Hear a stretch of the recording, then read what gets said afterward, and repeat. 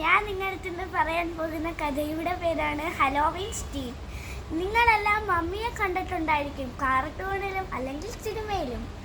ഇന്ന് ഞാൻ പറയാൻ പോകുന്നത് മമ്മിയുടെ കഥയാണ്. ഒരിടത്ത് ഒരു സ്കൂളിൽ നിന്ന് 30 കുട്ടികളും 30 സാറുമാരും 30 ടീച്ചേഴ്സും കൂടി ബസ്സിൽ ഹലോവീൻ സ്റ്റീവ് കാണാൻ പോയിരുന്നു. അങ്ങനെ അവർ ഹലോവീൻ സ്റ്റീവിലെത്തി. ഒരു ദിവസം വൈകിയായിരുന്നു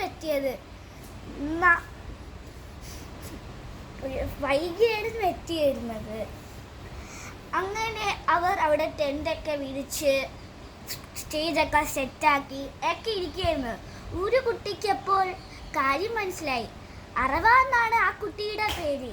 ആ കുട്ടി ചിന്തിച്ചു, ഇവിടെ ഭൂതങ്ങളും പട്ടികളും മൃഗങ്ങളും ഒക്കെ കാണുമെന്ന്, കൂടാതെ മമ്മീസും കാണുമെന്ന് പേടിച്ചു. ആ കുട്ടി ഫ്രണ്ട്സിൻ്റെ അടുത്ത് പറയാൻ പോയപ്പോൾ ഫ്രണ്ട്സൊക്കെ കളിയാക്കി, എടാ മണ്ടബുദ്ധി, നീ എന്തിനാടാ ഈ കള്ളക്കഥയൊക്കെ എൻ്റെ അടുത്ത് പറയുന്നതെന്ന് അവൻ കൂട്ടുകാര്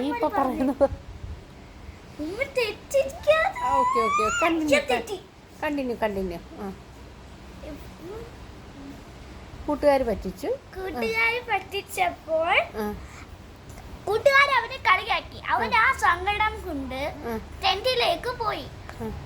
അങ്ങനെ ടീച്ചേഴ്സും സാറുമാരും ബാക്കിയുള്ള കുട്ടികളും ഒക്കെ ടെന്റിൽ പോയി കിടന്നുറങ്ങി. നാളെ വൈകുന്നേരമായി. അപ്പോൾ രാത്രി എല്ലാം മാംഗോസ് ഹലോവീൻ സ്റ്റീവ് ആയിരുന്നു. അപ്പോൾ 10 കുട്ടികളെ വെച്ച് ഹൗസറാക്കിയും 10 കുട്ടികളെ വെച്ച് ട്വിങ്കിൾ ട്രെയിൻ ആക്കിയും മാറ്റി. അപ്പോൾ ബാക്കി വന്ന കുട്ടികളെ വെച്ച് പംകിൻ ഡെക്കറേറ്റ് ചെയ്തു. അങ്ങനെ ഒരു സാറ് എങ്ങനെയാണ് ട്വിങ്കിൾ ട്രീ കാണിക്കുന്നതെന്ന് കാണിച്ചു കൊടുക്കാൻ പോയപ്പോൾ സാറിൻ്റെ പുറയിൽ ഒരാൾ പ്രത്യക്ഷപ്പെട്ടു. ആരാന്നറിയാവോ? ഒരു മമ്മി. ആ മമ്മിക്ക് ഒരു പെറ്റ് ഉണ്ടായിരുന്നു. മമ്മി ഡോഗ് എന്നായിരുന്നു പേര്. അങ്ങനെ ആ മമ്മി തൻ്റെ കയ്യിലിരുന്ന ഒരു വലിയ കത്തിയെടുത്ത് സാറിൻ്റെ കണ്ണിലേക്ക് കുത്തി. എല്ലാ കുട്ടികളും ടീച്ചേഴ്സും സാറുമാരും അമ്പരന്ന് പേടിച്ച് ഓടിപ്പോകുകയായിരുന്നു.